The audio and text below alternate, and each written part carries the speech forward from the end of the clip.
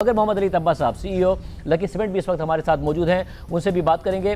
तब्बा साहब बहुत शुक्रिया। ज़ाहिर इस वक्त पैनलिस्ट की हमने राय ली कि पाकिस्तान का रेवेन्यू प्रॉब्लम है जब फिजिकल डेफिसिट की बात होती है, या फिर एक्सपेंडिचर प्रॉब्लम है।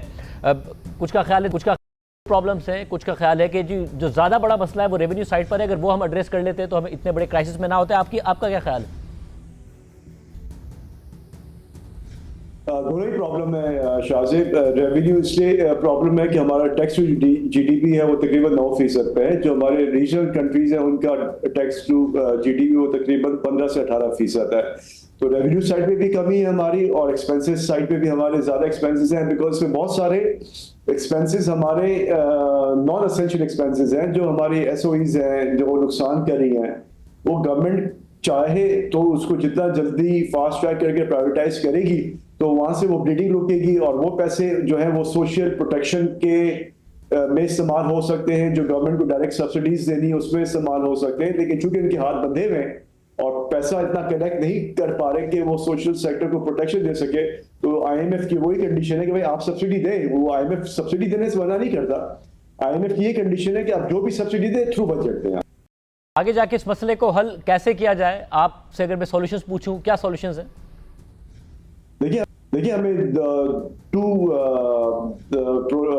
टू प्रोलॉन्ग स्ट्रेटजीज करनी होंगी। एक तरफ यह कि mobilization of revenue is very important. Pakistan जैसा मुल्क 9% टैक्स टू जीडीपी पे सर्वाइव नहीं कर सकता, तो हमें टैक्स ब्रॉडनिंग की जरूरत है, नॉट के हम इसको जो एग्जिस्टिंग सेक्टर जो पे कर रहे हैं उस पर एडिशनल टैक्स लगाते रहे, जो पाकिस्तान में हमेशा से बहुत सालों से ये एक स्ट्रेटजी रही है कि जो टैक्स नेट पे उनको आप पकड़ते रहें, जिसकी वजह से आप देखें ना कि आपकी इकोनॉमिक ग्रोथ बिल्कुल ही ना होने के बराबर हो गई है।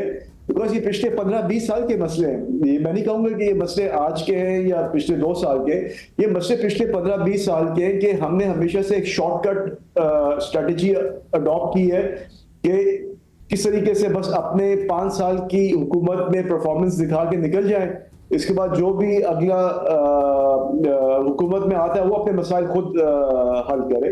तो मुल्क इस तरीके से नहीं चलते। मुल्क को चलाने के लिए आपको एक स्ट्रेटजी चाहिए, आपको एक प्रॉपर प्लान चाहिए, और जब तक हम वो उस प्रॉपर प्लान और स्ट्रेटजी को डेवलप नहीं करेंगे और सिर्फ वही माइंडसेट होगा कि अगले 2 साल 3 साल 5 साल हमें क्या करना है और अपने टाइम को किस तरीके से पूरा करना है ताकि अगली मरतबा इलेक्शन में हम दोबारा जीत के वापस आ जाए, ये इस तरीके से मुल्क नहीं चलते शाहजेब। हमारे पड़ोस मुल्क में भी आप देखें कि जो गवर्नमेंट है वो पिछले 2 टेन्योर से चली आ रही है और एक लॉन्ग टर्म अप्रोच के साथ वो काम कर रही है, वो शॉर्ट टर्म अप्रोच के साथ काम नहीं कर रही है।